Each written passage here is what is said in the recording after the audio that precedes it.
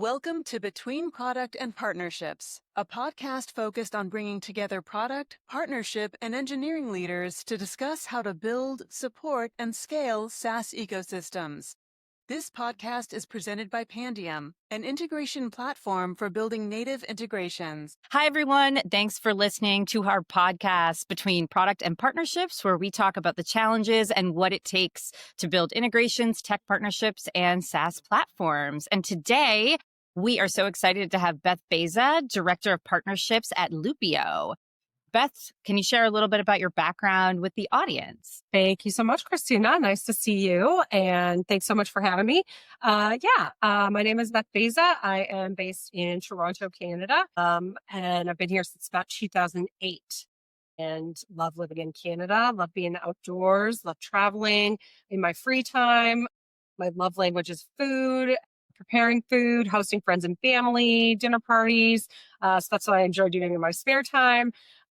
But really passionate about partnerships and excited to be with you here and your listeners today. Awesome. And I know a little bit about your background, and I think it's a really interesting conversation about how folks end up in jobs at tech and in careers with tech companies. So I'm curious if you can tell us a little bit about your journey from, I believe, working at a motorcycle dealership to becoming the Director of Partnerships at Loopio. It's true. I've always been in a sales role, have a little bit of a gift of the gab, I guess, as they say, and really, really love working with people. So always had a sales aspect in my career.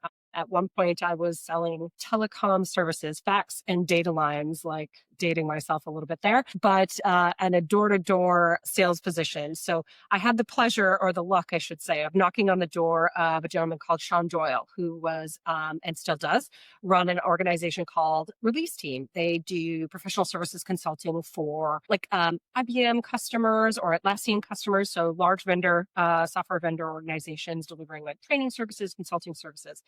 And Shawn was so great. And while he didn't buy any of my fax lines, he actually offered me a job.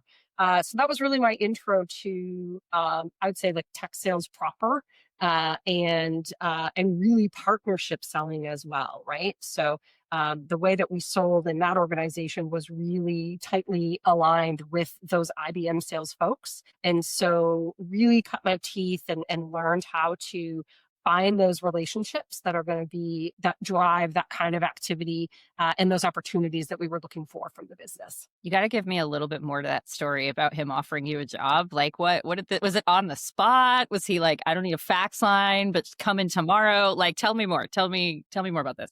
That's so funny. Yeah. Well, he's a very friendly guy, right? So, and in a door-to-door sales kind of scenario, it's not often that you're going to get somebody that will really engage you in the conversation anyways. So the fact that he was even willing to give me 5 minutes of his time was just like a dream to me. And he told me later that he actually did run that as a little bit of a mock interview, asking me about my background, how I found myself in that role, what kinds of things I saw for myself in my career progression. And it was very easy to talk about myself. So had a really great conversation with him. And again, just a super personable guy. Fun fact, he has a big yellow ducky addiction. And so his office is like littered with all these little yellow rubber duckies, also very disarming. So it was just a really great conversation. And as I was leaving, he made sure to connect with me on LinkedIn and really promptly followed up and said, hey, I'm not interested in buying your telecom services, but if you're interested in making a change, we really think that you would be a great fit for the team here. So it was one of those just luck of being at the right place at the right time. And I am still connected with Shawn. He's a great guy. And I am eternally grateful to him for the opportunity that he provided to me. I mean, to be fair, there is something about people that can deal with field sales like that that is extra special. Like, I don't think I could go door to door trying to sell anything. So I wouldn't recommend. That's fair. I did have my brief stint in my early career while I was still in college doing what is now like SDR work, right? Like just the 80 dials and mailing physical packets to people before email was like really a thing. So I didn't have to physically go to their home, but I did have my moment there. That's a really cool story. And I think it highlights to like a piece of advice that I give to a lot of folks, which is like, if you can, just say yes to things. Like, you never know when those conversations will end up leading to something, whether it's like a new job or a promotion, or you never know when that person could be your customer or just a really good friend. Like, I think it's always a good thing to try to get out there. Definitely. So it sounds like you kind of got started in tech sales. What made you transition into partnerships? Like, what drew you to that side of the organization? Yeah. So I worked with Shawn and the release team folks for, gosh, like over 5 years. And that was such an awesome experience and opportunity, and really built out a lot of my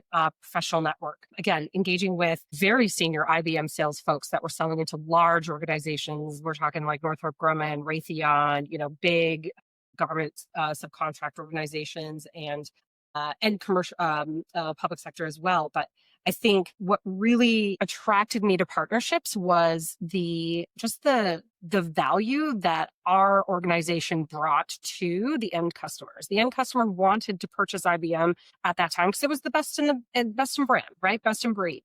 And so, but there really was a gap, and IBM certainly built out a robust partner ecosystem exactly to respond to that need of end customers just wanting more training, enablement, consultative engagement around the use of their software, which IBM just frankly wasn't in the business of doing. And so it not only fills a super logical gap, but it also really drives success at the customer level. And as a salesperson, at heart, that's really what is most important, right? Like, yes, I love that big fat commission check at the end of the quarter, but it's almost as rewarding and fulfilling in future cycles to make your customers successful with the products and services that you're selling to them.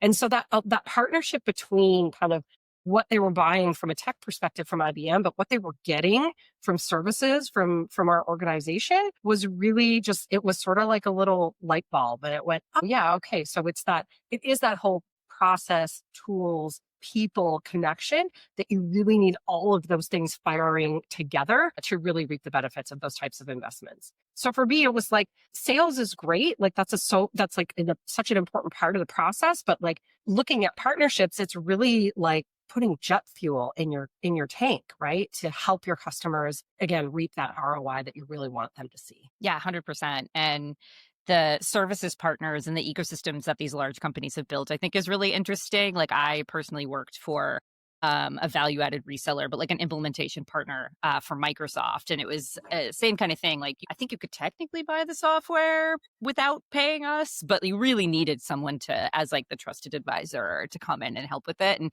even today in the SaaS world, not looking at these massive deployments, the software side feels like oftentimes it's commoditized, right? It's like there's software for everything, but people want to buy from people, and that might be your partner, that might be you. But I do think bringing that like human element to the forefront, especially in B2B, is really helpful. So if we fast forward or jumped to like today, tell me about where Loopio was from a partnership perspective, maybe like company size when you joined, and maybe a little bit about what you've done while you've been there. Yeah. So I was part of the hiring that Loopio did back in 2021. They took a Series B round of investment, a pretty big one, and really greatly expanded in a number of different departments and business functions, partnerships and alliances being one of them. So I was actually the first hire. I reported into a VP at that time to really build out a lot of the foundational structure of how they wanted to engage with professional services partners or reseller partners or technology partners, right? From an integration solution perspective. And so in my time at Loopio, we've spent really finding where the best sort of bang for our buck is, so to say, and what's driving the most value for our customers. So what we have found at Loopio is that it's a lot of professional services organizations that we partner with, but also technology solutions, right? Loopio itself, in case you're not aware, is a RFP automation sales response platform. So folks use our technology to help accelerate their time to respond to an RFP. Most people will tell you, those who complete RFPs, that stuff is super repetitive, super boring, and very time consuming, right? So we help to automate a bunch of that process. So while that's a super important and painful challenge that we help customers with, it's a pretty niche part of the whole sales and revenue workflow, right? So what's really important for our our RFP data and information to be aligned with things like their CRM, right? And other systems of record that they are using as part of their sales and revenue workflows, to ensure that as you move up the as we move up into the organization, executive leadership has visibility into projects that are, high value, high target. So those technology integrations are something that we continue to see request from our customers, but as well as again, really driving more ROI for the way that customers use our platform. And since I think maybe you just made your first hire, but you guys are still a small partnerships team, like how do you think about prioritization? I think, most SaaS companies will be familiar with the idea that there's the long tail, there's like the strategic partners, there's the co-marketing partners, and then there's like the big deal that comes in at the end of the year and they need XYZ integration. And all of a sudden it's landing in your lap. So how do you think about building that roadmap? Yeah, it's a good question because it is a very small team and there's a lot of opportunity. So it's really important that we stay aligned with what the overall business goals are. So for example, right now we are really focused on expanding our top of funnel, right? So working with our reseller partners and looking for opportunities for joint go-to-market to really expand that reach and cast that wider net. Like that's really top of mind for the business right now. So that's where myself and my team are leaning in, right? Where can we work with partners for, let's say, joint thought leadership and really putting out the value of leveraging a solution like Loopio as part of that response process, or other opportunities to tap into what our partner customers' needs might be, right? So understanding how they go to market in order to kind of hitch our giddy up to that messaging a little bit, right? So it's really, I believe, strongly driven by what the business needs, right? So if our business is really focused, as I said, on top of funnel right now, great. That's where we're going to roll up our sleeves and really focus our alliances activity. We've also done a lot of work on technology partners. Again, as I mentioned, as we engage with more and more enterprise-sized customers, they have bigger needs and requirements to leverage our technology in concert with other pieces of technology that they're working with. So to be able to make that as easy and seamless as possible for them really puts us out in front of our competition. Yeah, I was going to ask if working with those partners has it probably does expand your TAM, right? But has it shaped or changed your ICP at all? Or, I'm just curious, in either direction. Yeah, great question. Great question. And yeah, I love that.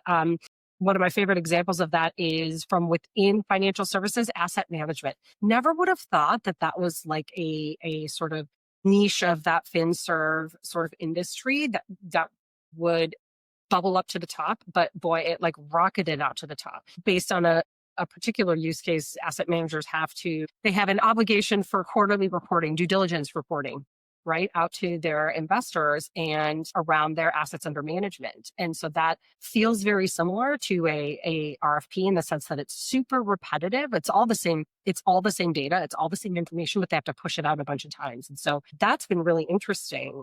And we've had great success engaging with asset management firms, which has been really fun because they tend to be kind of smaller teams, surprisingly, with like big dollars underneath our belts, but very, very cool segment of the market that we've been able to work with. Yeah, interesting. I guess it does make sense that they're kind of similar to an RFP in that way, where it's like, to your point, the same stuff over and over. It just needs to be updated on a specific cadence. Do you guys find that with specific partners, like you're able to, even outside of verticals, like target larger companies, smaller companies? Like, how do you, as a partnership professional, think of that when you're dealing with a partner? I love that question too, because we are so lucky to have many of our partners and alliances also as customers. So one example that I'll speak to is PwC. So we work with PwC. They're a customer of ours, and actually through that customer relationship was flagged to their third-party risk management group. So that's really around the use case of like security questionnaires, customer risk response. through that customer vendor relationship, it surfaced the opportunity for us to work and partner with PwC. And so what we have is a joint business relationship with PwC. And so we're one of an approved enabling technology that TPRM practice will bring to customer engagements. And that's the dream, right? Especially for an organization of our size, to have the name and brand of PwC, tap us on the shoulder or bring us into a customer conversation. That's exactly what you want to see happen. Yeah, and it's worth its weight like in gold, to your point. Like, them being a customer is great, but sometimes the social proof of them referring you business or having that logo on your website or whatever is like as important as the technology that underpins it and the revenue that they're generating. Yeah, it's really, when working with those large companies, there can be a ton of value and then also a ton of thrash potentially. Like, I've experienced both. I don't know if you've been through that, where it's like really, pegging an entire like quarter or half year or year of business to like, we're going to go and we're going to be in like the Google marketplace or something. I don't know them specifically, but I always caution companies to like really do a lot of diligence before you go and like build your whole business roadmap around one specific partnership, because a lot of velocity can get lost during the process of building and launching. I'm not sure if Loopio necessarily would have that, but have you experienced that in the past? Yeah, no, that resonates. I would say that same thing, maybe in a different way, which is like putting your bets in those big vendor baskets. It takes a lot of work and a lot of dedicated effort and resources to make those partnerships really productive and successful. So when I see organizations have a partner manager role that is in charge of managing Salesforce, Microsoft, and Google, I'm like, that person is destined to fail, because that is such a big chunk of work, and to try and lump it all into one bucket just because those are the big vendors that you want to work with. I think that's a recipe for disaster too. Yeah, and they can be fruitful. I've just seen so many of these things end up like dying on the vine because, again, like the momentum that you have to have for such an extended period of time to stay top of mind with a lot of these companies could be challenging. Our advice is always to cast a wider net, like have more of these types of partners. Obviously, you want to focus on the folks that actually make sense to be adjacent to your business, but your customers also will like you to have a diversity of options for them as well, right? Absolutely. And I'm not saying that you shouldn't try to work with those big vendors, right? Like most of them have pretty low barrier of entry where you can have, let's say a presence on their marketplace or source online. And so that does provide ISV partners an opportunity for, brand and market outreach. I feel like it's a very big task, right? And it requires a lot of dedication and work to really make it as productive and successful, I think, as a lot of executives would like to see it. And thinking about prioritization in combination with like the product organization. So how do you think about your role in not just, we can talk about like integration, product management, and like that type of stuff, but more strategically around like who you're going to partner with. How involved is your product team? And how do you think about the combination of partnerships and products to create the best solution for your customers? I really feel like that's one of the key not so secrets as to making a successful alliances function within the business. You have to know what your product team is building, right? And you have to be really aligned with them so that we from an alliances and partnerships team perspective, we can introduce solutions that will enhance and augment what our product team is bringing to market, right? We certainly don't want to compete with what our product team is bringing to market. And so that's why it's so important for us to understand what that product vision is and how we can identify like where gaps are, understanding from what we hear from customers and prospects, right? So we also have to work pretty closely with the sales organization to hear what those drivers are for net new business or existing customers. That should also be influencing your internal product team roadmap and product vision. All of that coming together should really paint a picture and help to, from a partnerships perspective, identify again where those gaps kind of fall and where we think we can add value to how customers and organizations use the platform itself.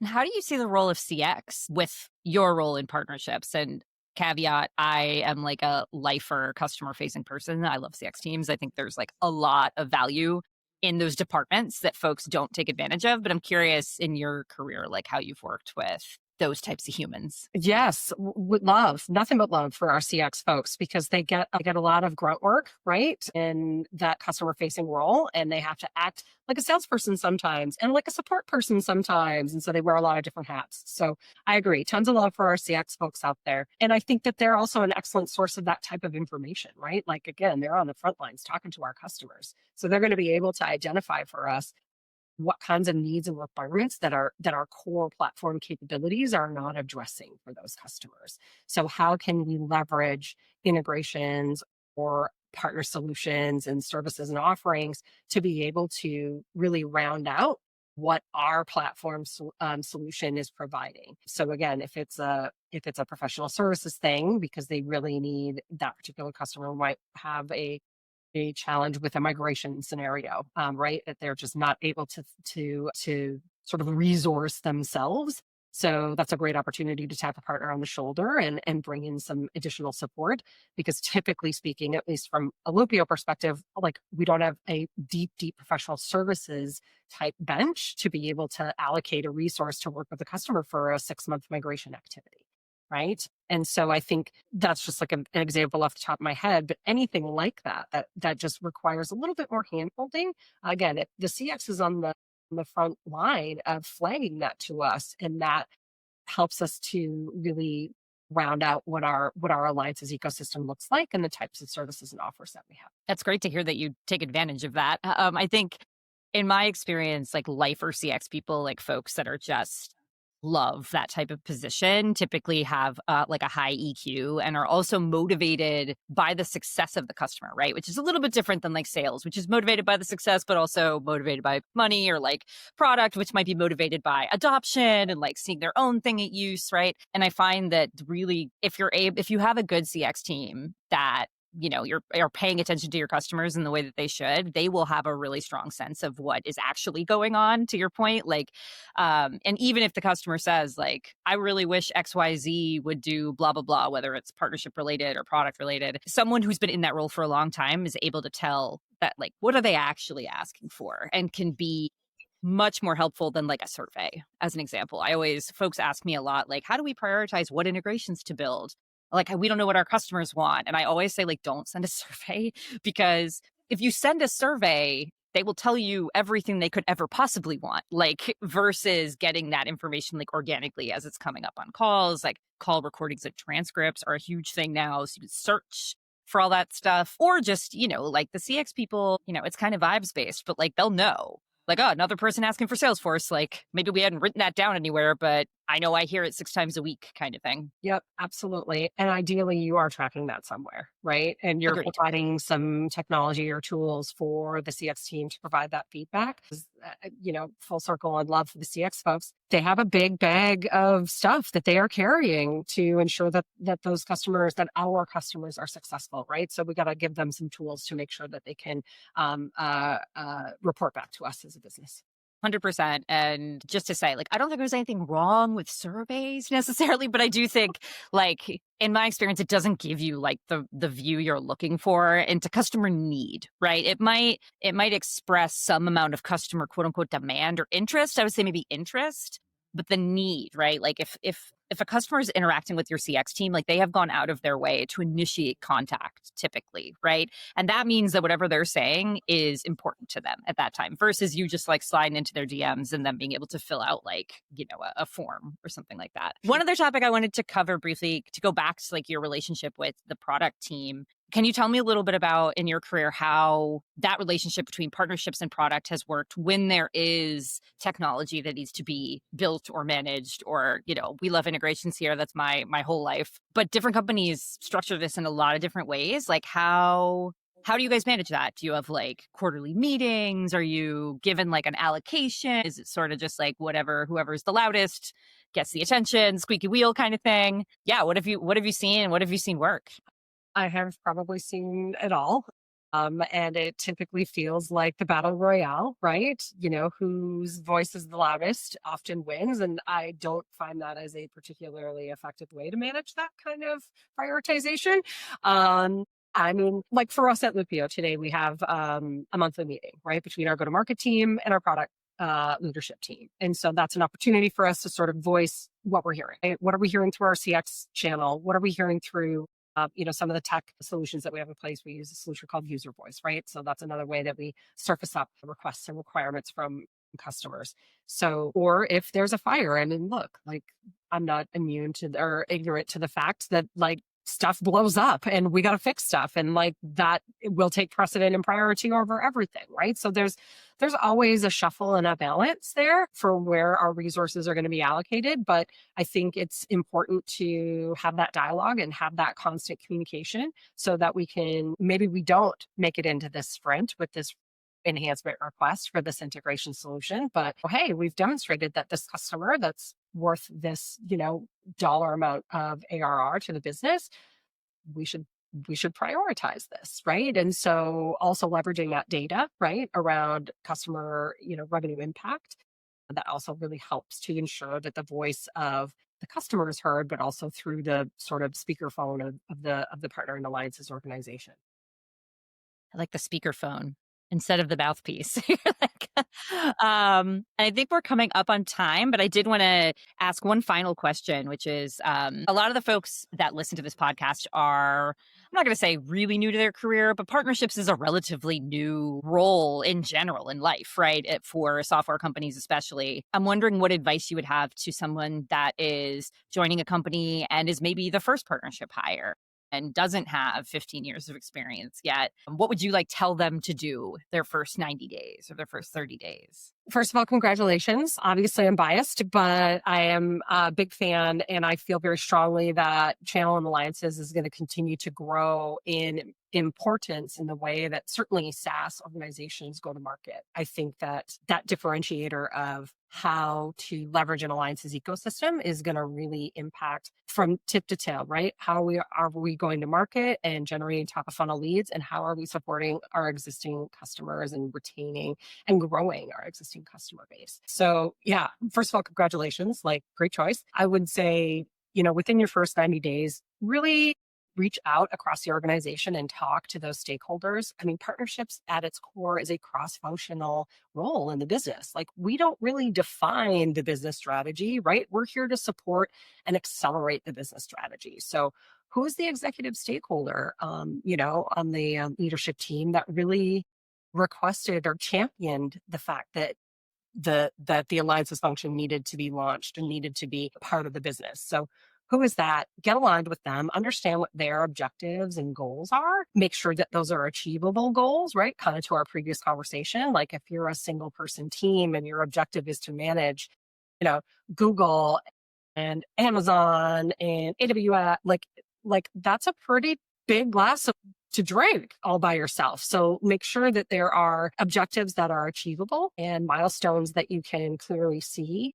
yourself, achieving as you progress. I think you can also look to the other leaders across the organization. Product would be really close next in mind, and sales leadership, right? Understanding how those organizations have previously maybe operated in either former lives or even within that existing business, leveraging an alliances ecosystem, right? What worked well? What didn't work well? So that you can certainly avoid falling into potholes that are there, but also improving on things that already work, right? Doing more of that. So there doesn't have to be let's say, reinventing of the wheel or really building everything from scratch, because fundamentally everyone has some experience doing this and working with alliances partners, even if they don't even if it doesn't come out thinking that way, but everybody has experience doing this. We just want to identify what really the business is trying to achieve so that from an alliances perspective, we can really tap into the right types of partners and the right types of services and offerings to complement and augment, what that core offering is for your business, and help to achieve whatever metrics and goals that the business has set out for us. And I'll add on to that. I 100% agree. I think, especially in the beginning of your career at a company, at a specific new company, you kind of have the time and the space to like get the lay of the land in a way that you won't later as you get more like acclimated and like your day-to-day work kicks in. And I'll say that I will always remember I was at one of my previous companies and a new person started in sales, and she had a good amount of experience, but she was brand new to our organization. And she came to every single lead in the company. It wasn't huge, but there was probably 10 of us that ran teams, and took each of us out for coffee, like out of the office. We like left. And I remember thinking that was so thoughtful and also so smart to like really try to get in good with all the folks that had been there for a while right from the beginning and leave the office, like make it somewhere else, bring down the guard a little bit. And I just think that's such a smart tactic. Like spend like $30 on coffee across the people you're taking out, but like spend the time to do that. And it's harder if you're fully remote, but I do think I love the days of going to a coffee. I know, same. Right? Same. But I mean, even just that small little thing, maybe it's virtual coffee, like buying somebody lunch and sending it to their house or whatever it is. Like those little things will get you so much goodwill when you need it. Like when that PM is the person that like holds the keys to that partnership that you have, or when that salesperson, like you really need them to have like a tough conversation with a potential customer about an integration. Like having that relationship is so important. And the $4 coffee, or I guess today in New York, it's like a $9 coffee, but whatever it is, I just think it's so worth it. And I'll always remember that. I was like, this is really smart. Like she knows what she's doing. 100%. I mean, I think that's full circle on our conversation here, right? Like, I think it's even more true today, after what we've experienced with COVID, after, really sort of coming to grips with this whole remote work scenario thing. I think people like to buy from people they like. Right. And that makes it even more valid and valuable to have an ecosystem of alliances that can help you get in front of those buyers and build those relationships and have that rapport, so that, the products and services that you have to offer are just like that's like icing on the cake. Right. Yeah. And I mean, especially I think in partnerships and other commercial roles in a company, like you're oftentimes looking for assistance, right? Like you're trying to sell internally, trying to sell your goals, trying to sell the specific problem that you're trying to solve at that moment, like all of those things. And to your point, like people want to buy from people that they like. And I think that really translates down into so many other places outside of just that vendor customer kind of relationship. Always be nice. I'm just like, be nice and try to be friendly, and things will be better for you. Great. Well, I think we are at time. This was really, really fun. Any final words you want to share with the audience before we break? No, just thank you so much again for the opportunity to chat with you and your listeners. And if there are folks that are new to alliances out there, like absolutely, there's tons of community support, folks like yourselves who are driving the conversation around best practices. And as I said, I think that this is a function of certainly SaaS business that is just really like on a upshot trajectory. So I'm excited to be part of the conversation, and happy to connect with any of your listeners on LinkedIn. Awesome. Well, thank you again for spending the time with us, Beth. For the audience, if you want more information about partnerships, integrations, SaaS, all the things, you can check out pandium.com, check out our blog. We've got our podcast there. And you're, I'm sure, welcome to find Beth on LinkedIn as well. Again, thank you so much, Beth, for spending time with us. And I am sure I will see you out there. That's a pleasure. Thanks, Cristina. Thanks for listening. If you enjoyed our content, subscribe to our channel and give us a thumbs up. For more content on tech partnerships, integrations, and APIs, check out our articles, ebooks, and other resources in the description, or visit Pandium's website.